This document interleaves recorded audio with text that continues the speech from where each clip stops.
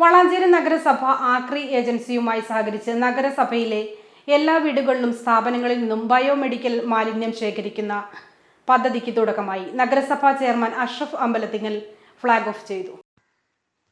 വളാഞ്ചേരി നഗരസഭ ആക്രി എന്ന ഏജൻസിയുമായി സഹകരിച്ച് നഗരസഭയിലെ എല്ലാ വീടുകളിൽ നിന്നും സ്ഥാപനങ്ങളിൽ നിന്നും sanitary napkin, diaper, gloves, urine ബാഗുകൾ, ഡ്രസ്സിംഗ് കോട്ടണുകൾ, കാലഹരണപ്പെട്ട മരുന്നുകൾ എന്നീ ബയോമെഡിക്കൽ മാലിന്യം ശേഖരിക്കുന്ന പദ്ധതിക്ക് ബുധനാഴ്ച തുടക്കമായി.